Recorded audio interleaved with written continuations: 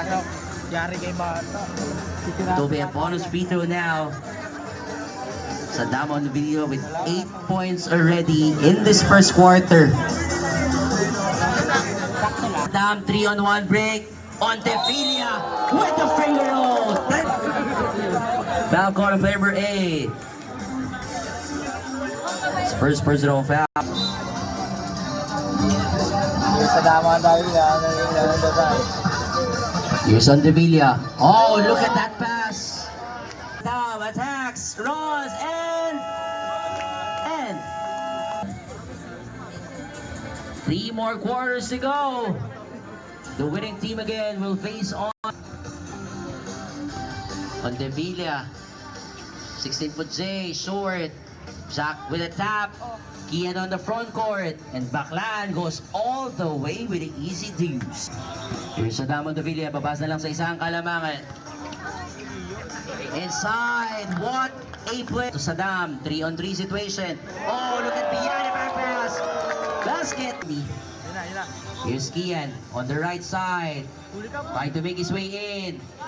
Nice pass as well. Jack Corpus just misses. EJ with the rebound. Off to Saddam. 3-on-2 break. Saddam showing the hand. Oh, perfect. Open under. Extra pass. Saddam.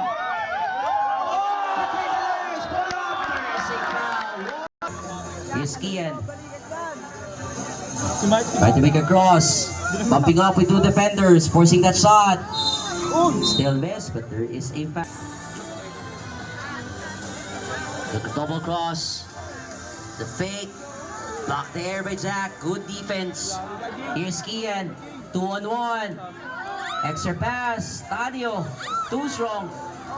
Chris secures it. Here's Dalata on the other end. Goes on the right. Saddam hesitates. Extra pass. Chris for Saddam.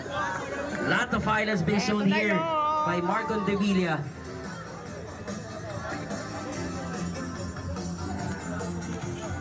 Kian explodes. Down the now for Saddam. Here is Saddam on the front court. He goes up. Bye-bye for 2 in this first half. Biggest lead now at 12 points.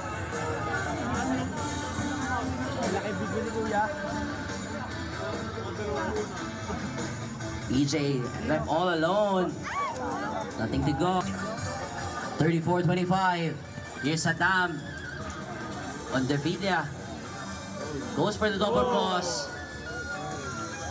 Step back J. Bucket is good.